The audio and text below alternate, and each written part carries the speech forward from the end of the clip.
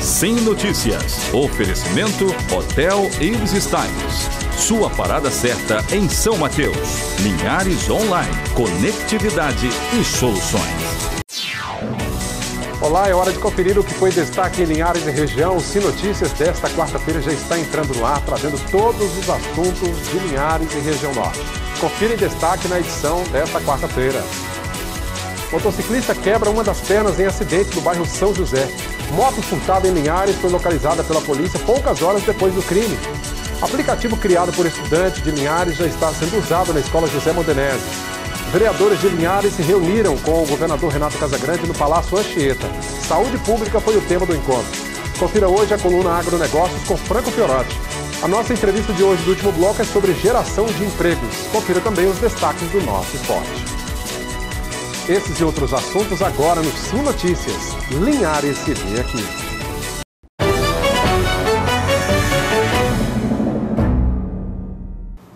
Vereadores de Linhares se reuniram nesta quarta-feira com o governador Renato Casagrande no Palácio Anchieta, em Vitória.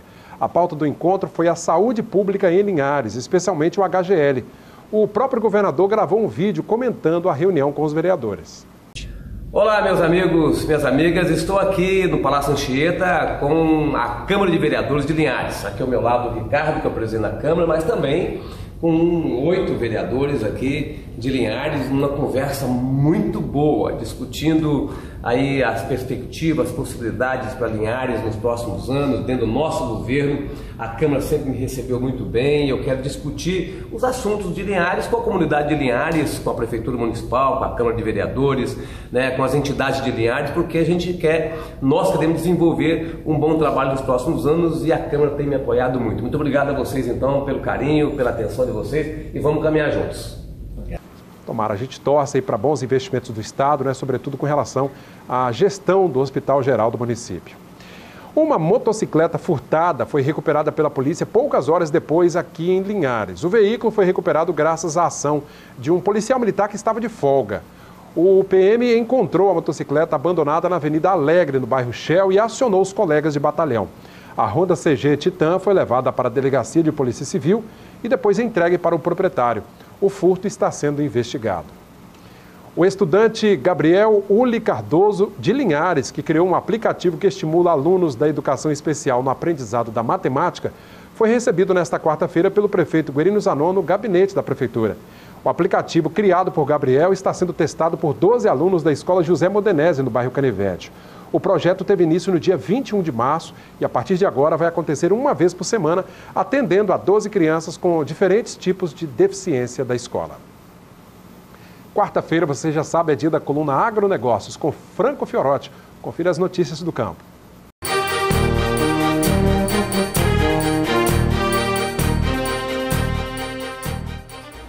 O endividamento dos produtores rurais capixabas voltou à pauta no governo federal em uma reunião que aconteceu neste mês no Ministério da Agricultura com a ministra Tereza Cristina e representantes de instituições ligadas aos agricultores capixabas. Após conhecer os detalhes reais dos prejuízos dos produtores devido à crise hídrica nos últimos anos aqui no estado, a ministra requisitou a sua equipe para estudar o caso mais a fundo e dar atenção a esse assunto. Dados do Banco Central apontam que em 2018 foram contratadas apenas 28 mil operações, pouco mais de 28 mil operações, uma queda de 58% quando comparada com as 68 mil operações, um pouco mais de 68 mil, que foram contratadas em 2014. No montante aplicado, a redução foi de 2,6 bilhões de reais para 1,7 bilhão nesse mesmo período de 4 anos. Ao somarmos todas as reduções anuais das aplicações de 2014 a 2018, em relação a 2014, foram 3,4 bilhões deixaram de ser aplicados nas diversas cadeias produtivas do agronegócio aqui do estado. Nos últimos 4 anos, a participação no uso do crédito rural pelos capixabas em relação aos totais nacionais despencou de 2,7% para 1,6%. no número de operações e de 2,2% para 1,3% no montante aplicado. Entre o final de 2014 até o início de 2017, o Espírito Santo passou pela maior seca aí dos últimos 40 anos, com impactos negativos para toda a sociedade capixaba. No meio rural, os reflexos dessa seca são sentidos ainda até hoje. Todas as atividades agropecuárias, elas tiveram perda de produção, que variaram de 30% até 100% em todas as regiões do estado. Obrigado, Franco, pela participação. Até semana que vem. Veja como fica o tempo nesta quinta-feira de outono em nossa região.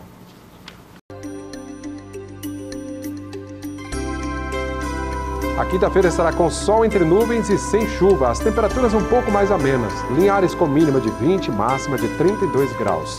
Em Colatina, mínima de 17, máxima de 30 graus. São Mateus com mínima de 23 e máxima de 32. Em Vitória, a mínima é de 21 e a máxima chega aos 29 graus. Daqui a pouco, depois do intervalo, você vê que os jovens estão empreendendo mais aqui no Espírito Santo. É um instante só. Uma moto e um carro se chocaram na Avenida Gilson Batista, no bairro São José, na manhã desta quarta-feira. O condutor da moto quebrou uma das pernas e foi levado para o Hospital Geral de Linhares. Ele foi socorrido pelo Corpo de Bombeiros. Testemunhas disseram que o motociclista teria passado pelo canto do quebra-molas, próximo ao meio-fio, e acabou atingindo o lado esquerdo do Ford Ka, que trafegava pelo cruzamento. Nenhum ocupante do carro ficou ferido. A crise econômica dos últimos anos levou muita gente a empreender. No Espírito Santo, os jovens estão se destacando com o próprio negócio. Aqui o trabalho funciona da seguinte forma: empana o frango, prepara para fritar, escorre o excesso de óleo e embala. Pronto, aí é só entregar. Pode parecer simples, mas todo esse processo foi pensado, repensado e testado por um ano por esse grupo de 5 jovens amigos. Foi uma fase fundamental. Nós ficamos um ano de portas fechadas com a nossa primeira unidade, testando todo o processo, criando, elaborando a marca, elaborando o conceito da imagem, todo o lado gráfico, todo o produto testamos, passamos por todos os tipos de maquinário até chegar no melhor, os cortes do nosso produto, até a gente perceber, agora estamos prontos. A franquia deles já está em 6 estados do país, mais de 20 lojas, e a ideia é expandir cada vez mais. Nós já estamos hoje com 26 unidades por todo o Brasil, em 6 estados, Rio, São Paulo, Minas Gerais, Brasília, Rio Grande do Sul.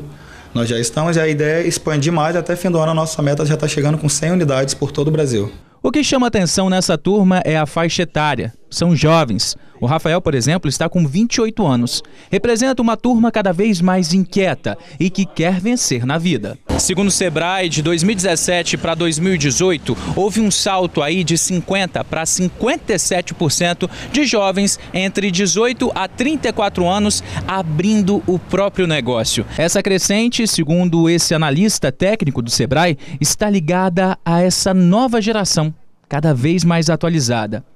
Essa geração, que surgiu a partir do ano 2000, que hoje tem 19 anos, quem nasceu no ano 2000, já nasce com um acesso muito facilitado às informações.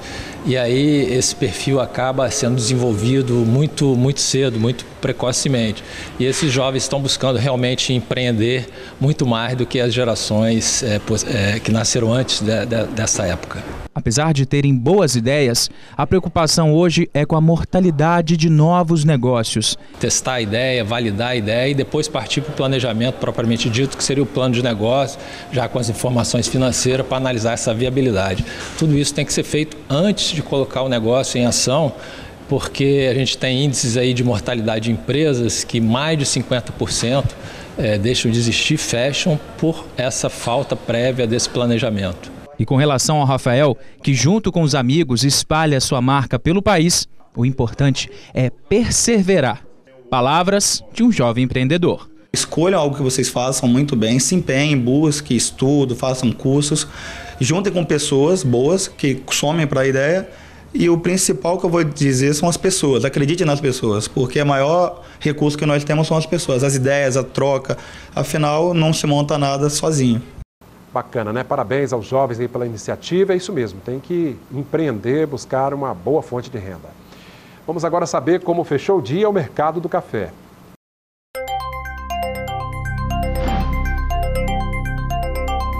O arábica tipo 6 está valendo R$ 373 a saca. Arábica 7, R$ 321.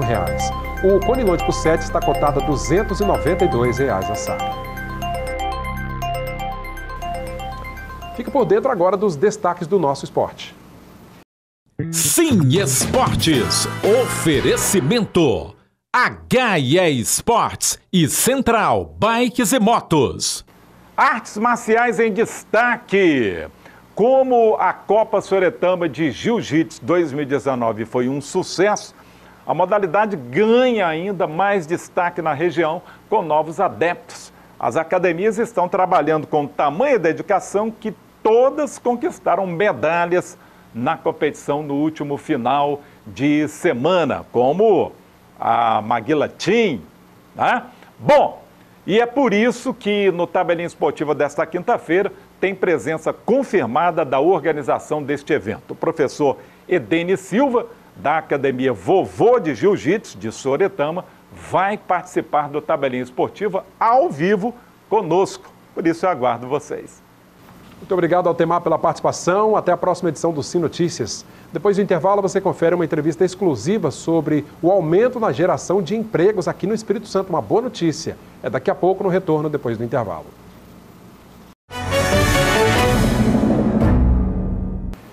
E uma boa notícia, a geração de empregos no Espírito Santo está cada vez mais alta. Esse é o assunto da nossa entrevista exclusiva de hoje, feita nos estúdios do Grupo Sim, e você confere agora. Confira. Para comentar os números do emprego, do surgimento de novas vagas aqui comigo, Eduardo Araújo, economista. Seja muito bem-vindo, Eduardo. Obrigado. Eduardo, a gente pode dizer que com esses números que a gente tem até agora, a gente está deixando a crise para trás? Os números trazem um saldo muito positivo de criação de vagas, 3.500 vagas, entre a diferença daquelas pessoas que foram admitidas e daquelas que foram desligadas. A gente não tinha um resultado desse desde 2015, então já faz algum tempo que a economia do país vem andando uma crise, e agora essa reação do mercado de trabalho é uma boa notícia, porque você sinaliza uma tendência de melhora da economia.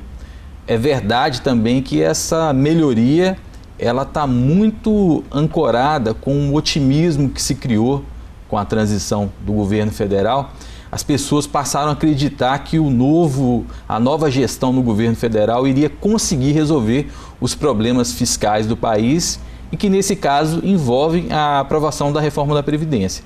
Então, esses números de fevereiro, eles trazem essa maior essa crença do setor produtivo, apostando de que o problema fiscal do país vai ser resolvido. Com isso, as pessoas passam a investir, e essa onda de otimismo também cria uma propensão maior ao consumo pelas famílias e acaba criando um círculo virtuoso que até o mês de fevereiro estava bem solucionado, e agora restam ainda algumas dúvidas de como é que isso deve se comportar para o restante dos próximos meses. A gente tem os setores que mais geraram emprego, foram os serviços e a indústria de transformação.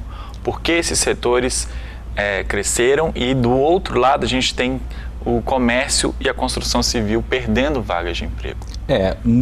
Especificamente nesse mês de fevereiro, a construção civil deu até uma reação, o comércio também, foram setores que tiveram um desempenho positivo. O fato do caso do Espírito Santo, a gente percebe que o comércio tem sido o carro-chefe na geração de emprego aí nos últimos 12 meses. O segmento da construção civil, ele vem esboçando uma pequena reação, e a indústria ainda continua muito tímida. Construção civil e indústria são setores que dependem muito de uma maior certeza em relação ao cenário econômico, para que os empresários eles possam voltar a investir. Ninguém vai começar uma obra com a perspectiva de entrega, sei lá, de 5 anos, ou então ampliar uma fábrica, se ele não tem uma certeza muito clara de como a situação da economia vai se desenrolar nos próximos meses. Então, na medida que a gente tem uma maior clareza do cenário econômico para o futuro, essas pessoas passam a acreditar e a investir. Então, por isso que é tão importante que a gente tenha no país um ambiente favorável à aprovação das reformas que o país tanto precisa para poder solucionar a sua crise fiscal. Você falou do melhor resultado desde 2015, queria que você explicasse para a gente aqui, para o público de casa também, como é que funciona essa contagem das vagas de emprego, né, o melhor desempenho desde 2015, mas não estamos no nível de 2015, 2014, os anos anteriores, né? Exatamente. Uma coisa é a gente calcular o saldo da diferença entre aquelas pessoas que foram contratadas e demitidas no mês, né? Então, e quando a gente fala que foram criadas 3.500 vagas, é porque a diferença dessas contratações e dos desligamentos, a gente teve um saldo positivo. Agora, outra coisa é a gente pensar no estoque de pessoas, de vínculos de trabalho. Então, quando a gente olha para o saldo de vínculos, que seria mais ou menos a quantidade de pessoas que trabalham com carteira assinada, a gente ainda percebe que no mês de fevereiro, esse saldo, ele a gente tem um déficit de 57 mil em relação a 2015. Isso significa que a economia do Espírito Santo ela vem melhorando, mas que a gente ainda está muito distante de alcançar o patamar que a gente tinha no período pré-crise, né? Então imagine a gente precisa criar 57 mil novas vagas para que aquelas pessoas que perderam o emprego durante a crise, que elas voltem. É por isso que existe uma sensação muito grande, né? Quando a gente começa a falar de melhora da economia, as pessoas em casa às vezes se perguntam, poxa, mas eu não estou vendo isso no dia a dia. E esses números mostram isso. Olha, a situação está melhorando, mas ainda nós não temos vagas de trabalho para todas as pessoas como a gente tinha no passado. Você falou da importância, né, do empresário se sentir confiante para investir, para fazer a economia girar e gerar empregos. A gente tem o índice da FEComércio, que mostra que os empresários aqui no estado, em relação a janeiro, em fevereiro, né, a janeiro deste ano, cresceu 6,3% a confiança. Em relação a fevereiro do ano passado, esse número é maior, é 13,3%. Qual a importância, né, de que forma que você lê, né, esse otimismo do empresário num cenário ainda distante do ideal? Eu acho que a perspectiva de crescimento da economia brasileira e a do Espírito Santo, porque quando a economia do país cresce, a do Espírito Santo vai junto, quando cai, a tendência às vezes é da queda ser inclusive maior. Esses números, eles expressam mesmo esse otimismo com a mudança do governo federal, como eu já havia dito. E agora o que surge, né, mais recentemente, após o Carnaval, vem surgindo algumas dúvidas se a relação do Executivo com o Poder Legislativo, se essa relação, se ela vai permanecer ou não harmônica para os próximos meses. Então, já tem surgido algumas dúvidas e esses indicadores de otimismo, eu acredito que agora, nos próximos dias, eles tendam a apresentar também quedas em função dessa incerteza. Tudo hoje na economia gira em torno da aprovação da reforma da Previdência. É verdade que existem ajustes que precisam ser feitos nessa proposta que foi apresentada pelo governo federal, mas esse é o grande indicador assim, de referência, né? Se a reforma da Previdência for aprovada, isso significa que a economia brasileira ela passa a ter uma perspectiva de crescimento positiva.